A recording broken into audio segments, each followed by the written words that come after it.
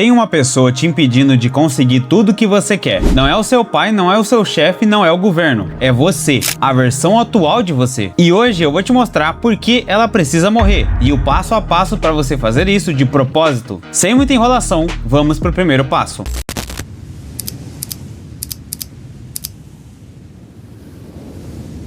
Calma, ninguém vai morrer de verdade aqui. Quando eu falo em matar seu eu atual, eu não tô falando de você, a pessoa. Eu tô falando de um personagem. Um personagem que você criou sem perceber ao longo dos anos. Feito de hábitos repetidos, desculpas prontas e crenças que você nunca questionou. Dizendo coisas como, eu sou assim mesmo, eu não levo jeito pra isso, segunda-feira eu começo. Isso não é você. Isso é o roteiro que o personagem segue todo dia. A psicologia mostra que identidade não é uma coisa fixa que você nasceu com ela. Identidade é um padrão, um conjunto de comportamentos repetidos tantas vezes que o cérebro passou a chamar de eu. E se é padrão, pode ser reescrito. Mas tem um detalhe, o cérebro não muda o que não consegue enxergar. Antes de matar o personagem, você precisa saber exatamente como ele age. Na prática, o nome disso é retrato falado. E antes de te ensinar como fazer, deixa eu te mostrar por que isso funciona no cérebro. Tem um estudo famoso da UCLA, do neurocientista Matthew Lieberman. Ele colocou pessoas num scanner cerebral e mostrou imagens que despertavam emoções fortes. Quando a pessoa só sentia a emoção, uma região chamada amígdala disparava. É o alarme do cérebro, o centro do medo e da reação automática. Mas quando a pessoa colocava em palavras o que ela estava vendo, a amígdala se acalmava e o córtex pré-frontal, a parte racional que planeja e decide, assumiu o controle. O próprio pesquisador descreveu assim: colocar sentimentos em palavras é como pisar no freio da reação emocional. E é exatamente por isso que o retrato falado funciona. Enquanto seus padrões ficam só na sua cabeça, eles são emoção, automáticos e invisíveis. Quando você escreve eles no papel, eles viram palavras. E palavra é território da parte racional do cérebro. Então pega um papel ou abre as notas do seu celular e descreve o seu eu atual como se fosse um personagem de série. A que horas ele acorda, o que ele faz nos primeiros 10 minutos do dia, para onde vai a mão dele quando bate o tédio, o que ele fala quando aparece uma oportunidade nova, qual desculpa ele mais usa, o que ele promete todo domingo à noite e abandona toda quarta.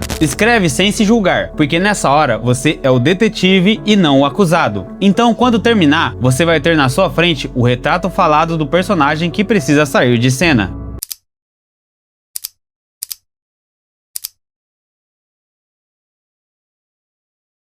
Agora que você sabe quem é o personagem, deixa eu te contar por que ele sobrevive a todas as suas tentativas de mudança. Ele tá ligado em aparelhos, o celular carregando do lado da cama, o grupo que só puxa assunto que te atrasa, a rotina que se repete no automático todo dia igual. Cada um desses é um aparelho mantendo o seu eu antigo respirando. Enquanto eles estiverem ligados, ele ressuscita toda manhã. E é por isso que força de vontade nunca funcionou para você. A pesquisadora Wendy Wood, da Universidade do Sul da Califórnia, passou décadas estudando como hábitos funcionam. E a descoberta dela foi a seguinte: cerca de 40% das suas ações diárias não são decisões, são hábitos disparados automaticamente pelo ambiente. Você não decide pegar o celular na sua cabeceira decide por você. Você não decide procrastinar, o ambiente aperta o botão e o personagem obedece. E repara como isso molda o seu dia inteiro sem você perceber. Por exemplo, você acorda e a primeira coisa que a sua mão encontra é o celular. Antes de tomar sol, antes de beber água, antes de ter um pensamento seu, você já recebeu 50 estímulos que não escolheu. Notificação, vídeo, notícia ruim, comparação. O seu cérebro começa o dia reagindo, em vez de simplesmente agir. E um cérebro que começa o dia assim, continua reagindo ao longo dele. Você vai pro estudo ou pro trabalho já disperso. Qualquer tarefa difícil fica pesada demais, porque a dopamina fácil tá a um clique. Aí você adia, se culpa e busca mais estímulo para aliviar esse peso. E assim segue o dia no mesmo loop de ontem. Não porque você é fraco, mas porque o ambiente foi montado para isso. Ou seja, você não vence uma luta contra o seu eu antigo dentro da casa dele. Você tem que tirar ele de lá. Na prática, esse desligamento se resume a olhar para o retrato falado do passo 1 e identificar quais são os 3 maiores aparelhos mantendo esse personagem vivo. Então, você desliga um por semana. E por que um por semana e não tudo de uma vez? Porque mudança radical dispara o alarme do cérebro. E em poucos dias você desiste de tudo. Pode ver, uma pessoa que diz que não vai comer mais doce, por exemplo, se ela simplesmente corta todo e qualquer açúcar da dieta dela, na primeira chance que ela tiver de comer, por exemplo, um bis, ela vai devorar a caixa inteira. Então, uma mudança por semana passa despercebida pela resistência. Só alguns exemplos. O celular dorme na cabeceira, ele passa a dormir em outro cômodo da casa. Compra um despertador de R$20 se for preciso. O vício acontece sempre no mesmo lugar? Muda o ambiente, reorganiza o quarto, troca o trajeto. Tem conversas que só te puxam para baixo? Silencia, sai ou reduz drasticamente o tempo ali. Esses são só exemplos, mas escolhe um aparelho seu por semana e vai eliminando o suporte de vida do seu personagem antigo. E agora, com tudo isso, vamos para o terceiro passo, que é basicamente a parte mais importante, onde você vai renascer como uma outra pessoa.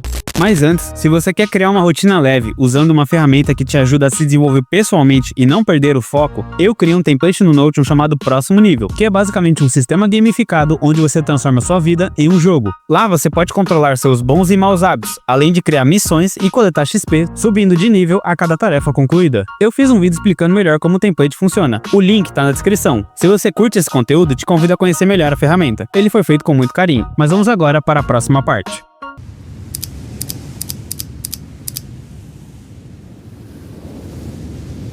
Aqui tá o erro que faz todo mundo voltar para a estaca zero: matar o eu antigo e deixar o palco vazio. O cérebro odeia vácuo. Se você só remove o personagem antigo e não coloca ninguém no lugar, adivinha quem volta pro papel principal? Então, o passo final é criar o substituto. E tem um jeito certo de fazer isso. A psicologia da mudança de comportamento mostra que metas baseadas em identidade duram muito mais do que metas baseadas em resultado. Mas o que isso quer dizer, né? Por exemplo, eu quero correr 5 km. É uma meta. Ela acaba quando você corre os 5 km, ou quando desiste. Agora, eu sou uma pessoa que treina, ou eu sou uma pessoa que corre. É uma identidade. Ela não tem linha de chegada. Quando a ação vem de quem você é e não do que você quer, ela para de depender de motivação. Você não negocia com você mesmo se vai treinar. Você treina porque é isso que você é. Mas atenção aqui, identidade não se constrói com declaração, ela se constrói com evidências. Não adianta se olhar no espelho e repetir "eu sou disciplinado". O cérebro não acredita em palavras, ele acredita em provas. Então, na prática, você precisa de um cofre de provas, que nada mais é do que um caderno, físico de preferência, daquele simples mesmo de 5 ou 10 reais. E nele você vai escrever todo dia uma coisa só: o que você fez naquele dia que prova a sua nova identidade. Não é diário íntimo ou uma agenda, mas sim um registro curto e direto. Algo como: treinei 15 minutos, li 10 páginas, resolvi a tarefa que estava enrolando. Além das provas, ele também vira o lugar das suas ideias, dúvidas e planos.